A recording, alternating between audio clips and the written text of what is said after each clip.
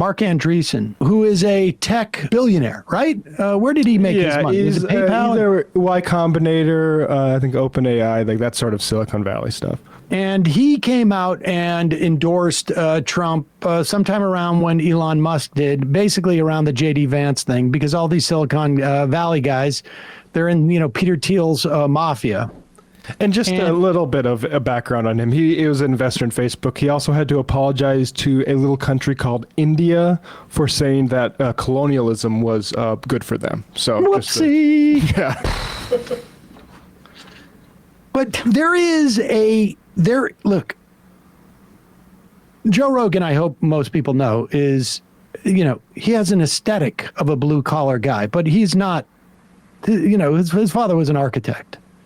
And Joe Rogan hasn't had, he was on news radio in the early 90s.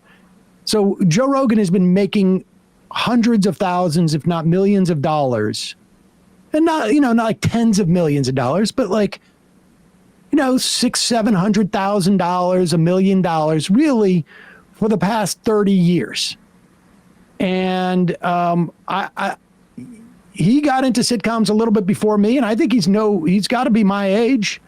And I was making, that kind of money in my mid to late 20s. He must have been doing it even earlier.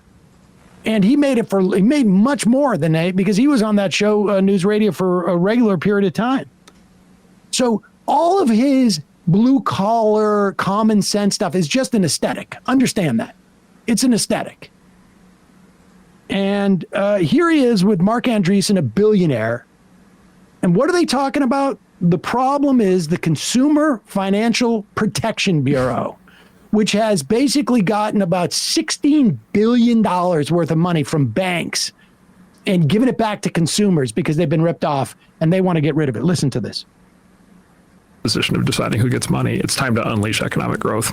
Elon explained that there's more agencies than there have been years of the United States. Correct. Yeah, 450 federal agencies and 2 new ones a year. Just like how baby-brained this is. I know. Are you telling me there's more agencies in the U.S. government than there are years that the government... who gives a shit? There's also... metric. 235 more, 200 more Congress people than there are years. There's more stars in the sky than there have been presidents. Do you not see the problem? Like the idea you have 450 agencies for a population of 330 million people.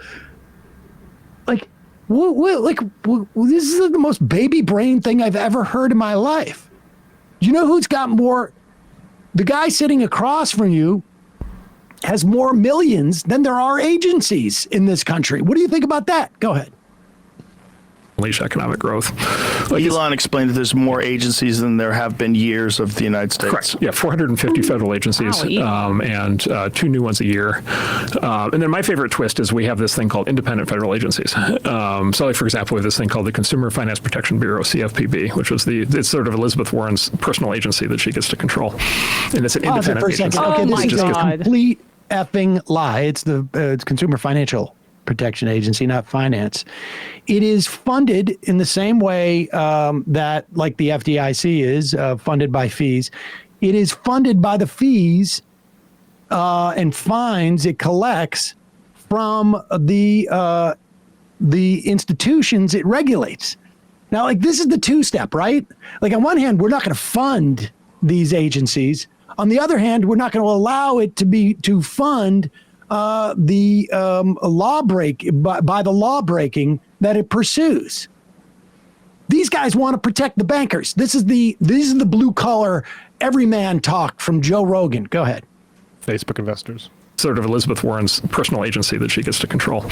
And it's an independent agency that just gets to run and do whatever it wants, right? And if you read the Constitution, like, there is no such thing as an independent agency, and yet there it is. What does her agency do? Whatever she wants. What does it do, though? Basically, terrorize financial institutions, prevent fintech, prevent new competition, new startups that want to compete with the big banks. Really? Oh, yeah. 100%. How so? Just by terrorizing anybody who tries to do anything new in financial services. Can you give me an example? Well, debanking.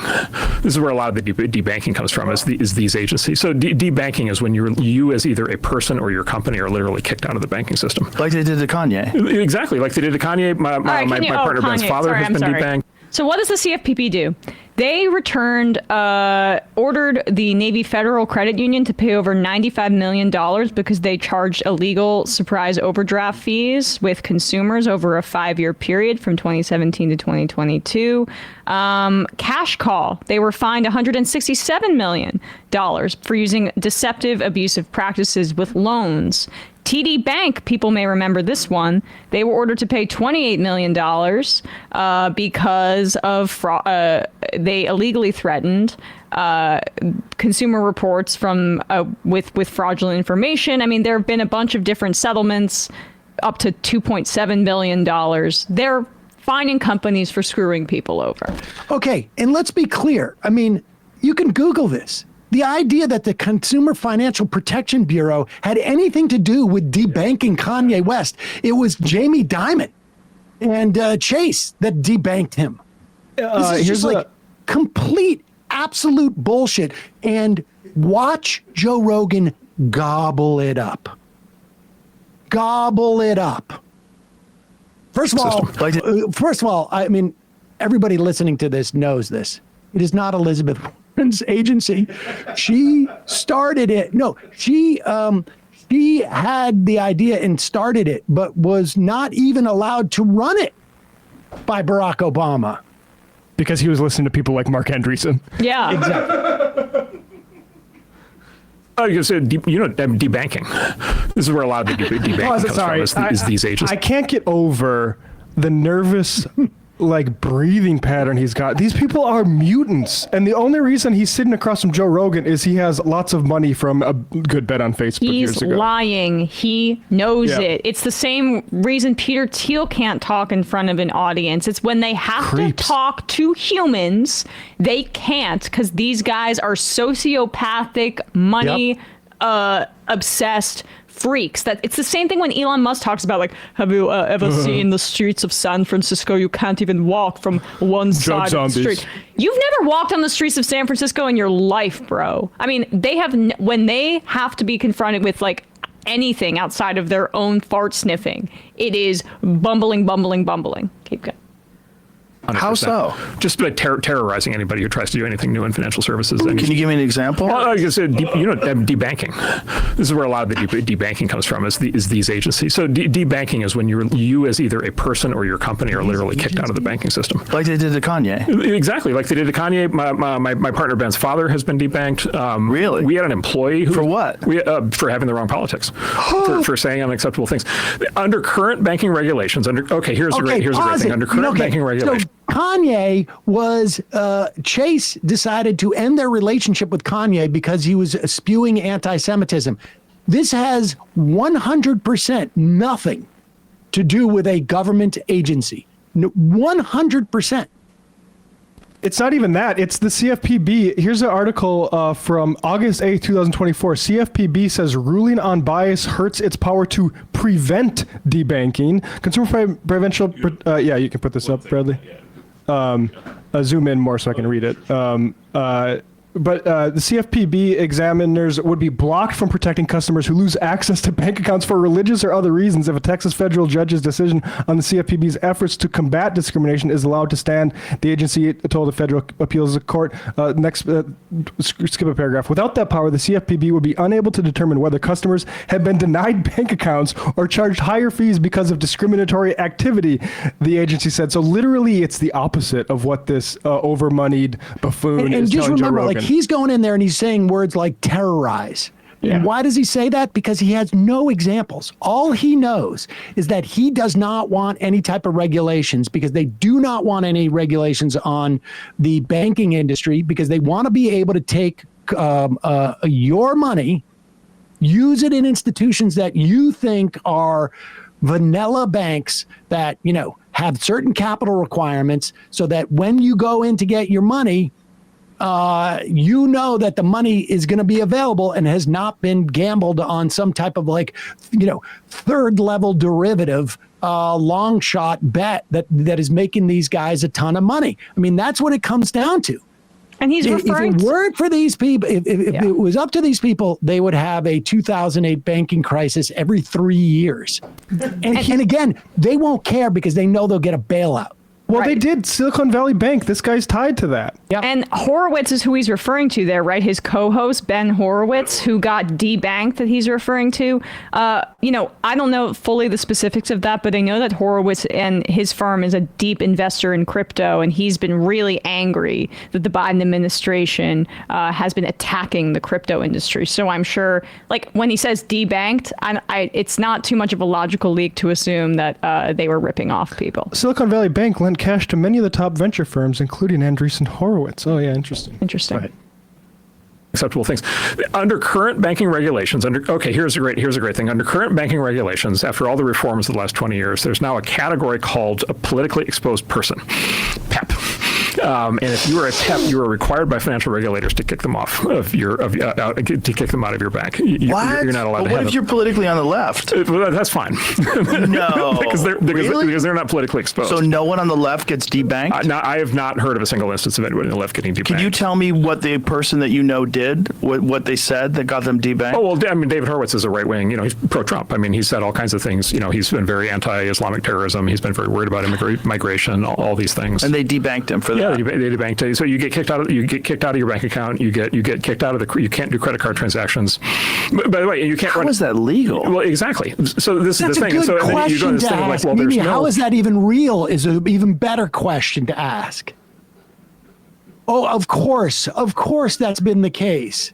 This is an agency, incidentally, that was in existence during the Trump years, but they still, because Elizabeth Warren runs the whole thing from her secret lair somewhere in Brookline, Mass. She's able to pick out random people who have politics she doesn't like, just random ones. Like, why hasn't Elon Musk been debanked by the PEP? By the PEP button that Elizabeth Warren has in her secret lair. This is just unfreaking believable. I don't know what's more amazing. The idea that like Rogan must be so incurious that he doesn't know anything about this stuff. So he's so easily conned into thinking that it's possible that this is actually even remotely accurate. Or just the fact of how like just sort of ignorant he is that he's sort of, this sounds really suspicious. I mean, this show is a menace. Joe must be wondering why he hasn't been debanked then. Yeah. Right, no, I better lay low. Elizabeth Warren finds out about me, I'll have no money. Horowitz in 2010, the Palestinians are Nazis. Every one of their elected officials are terrorists. I'm just trying to find why he was debanked. I don't think that's why. So I think it might be his uncle or his father he was trying to refer to it. Either way, I mean, the stated reasons for said debanking, I gotta say I don't really know if I buy that. I would say I wouldn't want to bank that freak. You can't How is that legal? Well, exactly. So this is the thing. And then you go to this thing of like, well, this is where the government and the companies get intertwined. Back to your fascism point, which is there's a constitutional amendment that says the government can't restrict your speech, but there's no constitutional amendment that says the government can't debank you, right? And so if they can't do the one thing, they do the other thing, and then they don't have to debank you. They just have to put pressure on the private company banks to do it, and then the private company banks do it because they're expected to. But the government gets to say we didn't do it. It was the private company that did it. And of course, JP Morgan can decide who they want to have as customers, of course, right? Because they're a private company. And so it's this sleight of hand that happens. So it's basically, it's a privatized sanctions regime that lets bureaucrats do to American citizens the same thing that we do to Iran. Okay. Hold on. Kick you out of the Put this financial back up. Put this up. Put up this PDF right here. Politically exposed persons. This is from the FFLC. It's evaluate I just sent it to you in the IM. Evaluate the bank's policies, procedures, and processes to assess and mitigate potential risk associated with foreign individual customers who the bank has designated as politically exposed persons. Foreign individual customers. Evaluate the bank's compliance with regulatory requirements such as customer identification, customer due diligence. It has nothing to do with Okay, bank secrecy and anti-money laundering regulations do not define the term politically exposed person. The term should not be confused with senior foreign political figures, which is a subset of PEP. This has nothing to do with your politics in terms of like it has to do with like your identity relative to being a foreign national. Well, and also like the things that I've heard having problems with being debanked are like marijuana sellers in certain states, yes, or like OnlyFans models or stuff like that. Like, and I don't think I've never heard of the right wing being debanked for saying Islam is not compatible with democracy. But that never happens to all the left wing bankers. You know, all the lefty bankers that are out there. I'm also so sick of this. This happened in my Piers Morgan appearance. This definition of fascism from these right wingers is wrong. It's false, and they're trying to obscure what it actually means ahead of Donald Trump taking office, where he ran an explicitly fascist campaign. We'll see if he's able to implement it. Fascism is a highly militarized political system that involves authoritarianism, anti-democracy. It's usually targeting your political opponents, which include leftist, communist, and fascist regimes, but explicitly returning to like this mythologized past about the nation by targeting minorities, women, LGBTQ people. It's and often, yes, it does include the merging of corporate power with the state. What is Elon Musk doing with Donald Trump all the time right now? What are all these billionaire cabinet officials that are coming into this administration? So they pick out that tiny, tiny little thing, that tiny part of the definition, and obscure it to make it so like any kind of tech company having terms of services is fascism. You liars. Like, this is how we have this massive gap in understanding in this country in part.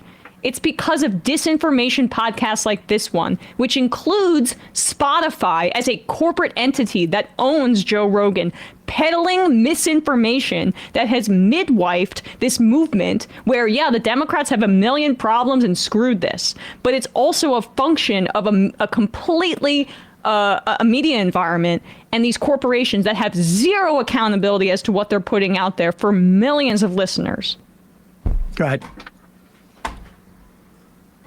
System. And so this has been happening to all the crypto entrepreneurs in the last 4 years. This has been happening to a lot of the fintech entrepreneurs, anybody trying to start any kind of new banking service, because they're trying to protect the big banks. And then this has been happening, by the way, also in legal fields of economic activity that they don't like. And so a lot of this started about 15 years ago with this thing called Operation Choke Point, where they decided to, as marijuana started to become legal, as prostitution started to become legal, and then guns, which there's always a fight about. Under the Obama administration, they started to debank legal marijuana businesses, escort businesses, and then gun shops, just like your gun manufacturers. And first of all, they didn't. The point is that because it is not this debanking that is happening is a function of like these banks are under federal auspices and marijuana is illegal.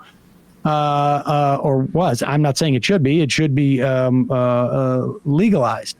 But that's why. It wasn't like it wasn't that the Obama administration decided like we're going to start to debank all these legal marijuana operations. It was that there were states that began to decriminalize it, and they couldn't use the banking system because it was illegal on a federal level. I mean, this is just absurd. It's just an absurd retelling of revisionist history. And with awful mouth noises. Awful mouth noises. The amount of like, I don't know, what is it? Adderall, whatever is being chopped up and inhaled. Is there any more on this? That's probably it. I don't think I realized that David Horowitz, it was Ben Horowitz's father. David Horowitz, who runs the far right think tank, the David Horowitz Information Center. Right, but how did he get debanked? What, like he must have... I can't find anything. David Horowitz Freedom Center, excuse me. Probably money laundering, I'd imagine. Wait, what did we learn about tenant media and all that kind of thing? Exactly, yeah. I wonder if it's just their political views. Yeah, it must be that they're... We just picked dark money. 4 random people in the country who had political views we didn't like, and those are the 4, because those are the linchpins. David Horowitz and Kanye are the people who are the linchpin of the whole right-wing operation. That's why we debanked those two guys. All right, this whole thing with as Joe Rogan was telling us, well, let's take a phone call. And then look how disciplined I am. Good job, Sam. Thank you. Someone noticed. Calling from a 205 area code. Hey, this is Harper from Birmingham. Harper from Birmingham, what's on your mind? Well, just with Thanksgiving. Well, first of all, before I start off, Emma, I'd like to thank you for directing me to R.M. Brown to watch Sam's debate with Tim Pool. It was absolutely incredible. There was a minute where he just repeatedly had Sam saying the word toilet over and over. I think that was maybe Matt. It might have been myself recommending it as well, but because in good conscience, I can't recommend more toilet humor as it relates to Sam's Tim Pool media appearance, although some of that may be coming up later in the show. Yes, absolutely. Well, my kind of comment question is just with the holidays coming up, with Thanksgiving coming around, like being around more right-wing people, what is your kind of advice for trying to kind of keep the peace and maybe even persuade them to another side? I would say, and I'm not going home for Thanksgiving this year, so I don't really need to put this into practice, but I would let them talk their shit a little bit and sort of let them hoist themselves by their own petards of what they think the significance is going to be for, and then you can hopefully reap the rewards on that in future years. My advice has always been patience. All you need to do is plant one seed. You are never, ever going to convince anybody of anything. And so the idea is you have to get within their circle of trust. I hate big pharmaceuticals. Me too. It's a real problem. They're rapacious in the amount that they charge us. Do you know that they charge us more in this country, like multiple of like 10 or 20 or more than they do in other countries? Yeah, we're all in agreement.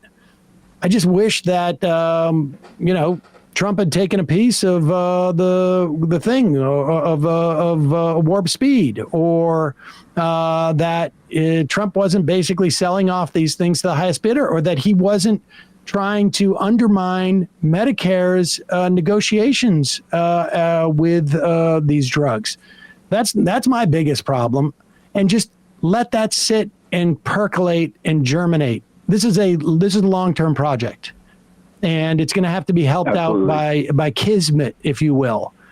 But you want to be able to insert that seed of doubt wherever it is. Create credibility. And you can do that, I think, I've done this in the past, like, I don't like Hillary either. Man, yeah, I really don't like Hillary. I don't like Biden either. Oh, God, he's the worst, right? Which is a pretty easy way to start. But if that fails, you could always just completely destroy them and then bring up something really painful about like their personal past and then just walk away. Yeah, I mean, I think all of those are really incredible and great. If all else fails, like you said earlier, Emma, just red wine and maybe a nap. Yep. Appreciate the call. Thank you, guys. Y'all have a great day. You too. This I find pretty rich. Here is, let's play this clip of Vivek Ramaswamy talking about how they're going to cut agencies. Now, let's be clear. There are basically three major buckets of money that the U.S. government spends. There is non-discretionary spending, which is Social Security and Medicare, because these have their own funding mechanisms just by law. There's a specific tax that funds these programs, and you cannot cut them through the budget. You can make bigger deals about COLA and this and that, but that money is non-discretionary in terms of like the budgeting. It's automatic. The discretionary parts of the budget are divided in half. One half is essentially military spending, nearly $900 billion. And that's just the stuff that's on the books. And then the other half is basically every other function of government. EPA, FDA, USDA, land management, agencies that provide, other health services, on and on and on. And I guess both Vivek Ramaswamy and Elon Musk are planning to go in and just cut them across the board. Here is Ramaswamy. Out here. Look, the $2 trillion. I stand corrected. No, I want to be very clear about the scale. I want to be very clear about the scale that we're thinking here. We're not thinking small. We're playing big here because we have a once-in-a-generation mandate right now. The American people have voted for drastic reform of the government, and our federal government is broken. It's no secret that it is a fourth branch of government, the administrative state that makes most of the rules, that creates a federal bureaucracy that's hampering our economy. So pause it for 1 second. This is not a fourth estate of government. It is the government functions. It's the government functions. There's there's legislation, and then there's execution of that legislation. That's it. All he's talking about is not changing the legislation. What he's talking about is undermining the ability of these agencies to actually execute the directives of these agencies. I will give you an example of what we're talking about. We know that for every dollar that you spend on enforcement with the IRS, you get anywhere from like $5 or $6 back. You will recall that under the IRA, the IRS got $80 billion over the course of 10 years to basically shore up its ranks. If you look at a graph of IRS funding, it has gone precipitously down over the past 20 years. And with that, they have cut the most expensive audits that they do. The most expensive audits that they do return them the most amount of money, but they are the riskiest for the IRS to take because they're going against rich people who have an army of lawyers. And so the percentages, the numbers, the raw numbers that they have been auditing low-income people has not changed. But the percentages has gone up because they've been able to do less enforcement of the expensive, of the wealthy people who aren't paying. And then they got this $80 billion over the course of 10 years. And then 20 was cut from that $80 billion in the last budget. Well, because they're doing a continuing resolution, another 20 may be cut because they're not rewriting the bill. They're just kicking it down the can. So that automatic $20 billion, which was never anticipated would be taken away, is going to be taken away. Could very well be by the Republican Party. And why are they doing that? Because the IRS has gotten billions of dollars back from wealthy people who did not pay their taxes. And they don't want that to happen. They don't want audits of people who are making more than $400,000 a year to go up. They want to be able to avoid taxes. Without the enforcement money, IRS would likely do 2,000 fewer audits of large corporations over the next 5 years and 6,000 fewer audits of high-income individuals. That's what will happen.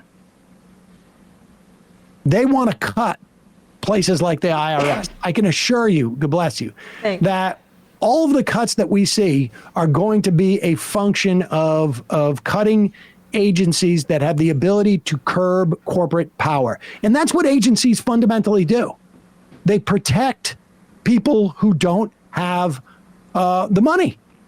That's what their job is.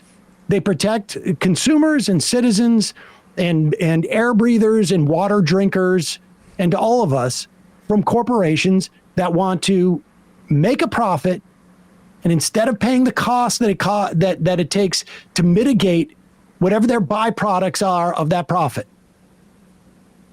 They want to dump it into the water. They want to dump it into the air. They want to cut corners, and they want to, stick as many chickens they can into a room so that they can increase their profit margin. But if it increases, the infections or bird flu or whatever, they're going to socialize those costs. That's what this advertisement for Elon Musk's meme coin committee is. Continue. That creates a federal bureaucracy that's hampering our economy. So what do we want to do? We want to go in and slash and burn that bureaucracy to help Americans, stimulate the economy, and to restore self-governance again, Sean. The people we elect to run the government, they're not even the ones who run the government anymore. It's these unelected bureaucrats. Republican politicians have talked about fixing this for a long time, not with a lot of progress. So I do think it's going to take a couple of outsiders. Elon and I have built a great friendship over the last year. We're working together. All right, we don't need to hear anymore, because what is fascinating about someone complaining about unelected bureaucrats coming in as outsiders who have been unelected and doing all this cutting? Where are the elected people who are going to do this? Like, why not have Congress do it? They have the ability to do it. They're elected. Have them do it. He's an unelected bureaucrat. In fact, he's not even under the auspices of the government at this point. The only benefit they're going to get is they're not going to have to pay taxes because they're working for the federal government. You can't be a bureaucrat if you're a rich guy. I'm not sure if you're aware of this, Sam, but when Trump said drain the swamp in 2016, it doesn't really work as well when you're putting billionaires at the head of the Treasury Department and in commerce and corporate lobbyists and foreign national lobbyists in your administration, including as your chief of staff. That was Pam Bondi, Attorney General, who lobbied for Qatar. Then the swamp, it starts to look a little too over the top swampy. So you've got to change like in that previous video where they were changing the definition of fascism. They're changing the definition of the swamp, not to the billionaires who are crushing everybody and ransacking our government and making sure that you're immiserated and your wages don't go up. No. It's government employees, maybe making $70,000 a year working in Washington, D.C. for the gaming and fishing department or working at the FDA. Those are the people that you got to be mad at. Don't look at me, Vivek Ramaswamy, rich guy who went to Harvard and tried to rap, with all the street cred that he has, or Elon Musk, son of an emerald miner, apartheid apologist, who's continued his ransacking of the public here in the United States. Don't look at us. We're DOGE. We're looking out for you as we literally pick your pocket in front of your face. And don't worry, the chair of the subcommittee for DOGE in the House will be Marjorie Taylor Greene. Yep. Well, she does look like a Doge, so that makes sense. We play this Fareed Zakaria bullshit. I mean, this is like, this is the amazing thing is these guys this is what neoliberalism is. It is kneecapping government's ability to curb corporate and private money's interests in trying to privatize the profits and socialize the costs. Here is Fareed Zakaria, a plagiarist. I think he came up with this himself, but he has been known to plagiarize stuff in the past. Here he is. Here's my take. Of Donald Trump's recent announcements, the one that intrigues, even excites me the most, is the establishment of DOGE, the misnamed Department of Government Efficiency. Misnamed because it is really a non-governmental advisory body that will work with the White House, not any kind of department inside government. Pause it for a second. I mean, just for a moment, contemplate the idea that they purposefully named this after Elon Musk's meme coin. Like, they are using government right here in front of you. Like, just before you even get through to what this committee does, they are using it again. They're using government to maximize their profits. I mean, that's like it's literally built into the name. They're basically consultants. Good. It's like hiring consultants for the government. It's like that. Well, but the like they're sucking the government for their own ability to profit is like I say, right there in front of you. Go ahead. work with the White House, not any kind of department inside government. Elon Musk and Vivek Ramaswamy, who will be in charge of DOGE, are both brilliant, and the federal government has clearly become too expansive and its writ too cumbersome. There are over 180,000 pages of federal regulations. Surely it's worth taking a close look at them and retiring many. Observers have pointed out this that just sort of general notion that the government's too big. This is what they said for the ACA too. The big line for the Affordable Care Act was, it is, do you know how many pages it is? It's 1,000 pages. That's absurd. I got news for you. Every one of those excess pages are a carve out for corporations to avoid the regulations that were written in the first place. That's what's going on there. You want to avoid having government, so many government documents? Make lobbying illegal. Or make lobbying illegal, and you will see that you can really streamline all of these regulations. But all of those extraneous pieces of paper are to do carve-outs for wealthy people who have lobbied the government against protecting its citizens. Go ahead. taking a close look at them and retiring many. Observers have pointed out that the duo's efforts will be much harder to achieve than they imagine. Washington may be quite inefficient, but most of what it does is write checks with great efficiency. Social Security, Medicare, Medicaid, unemployment insurance, and other mandatory programs make up around 60% of the federal budget. Donald Trump has often said he would protect most of this spending. Next is the Department of Defense at over 800. Oh, I'm sure they'll cut that. The agency that has failed audits like basically every single year I've been on this planet. So, unbelievable. Like Fareed Zakaria was busted numerous dozens and dozens of times, just lifting passages from other people's work and not even updating. So if the passage said last year this happened, he didn't even update last year if he wrote it a year later.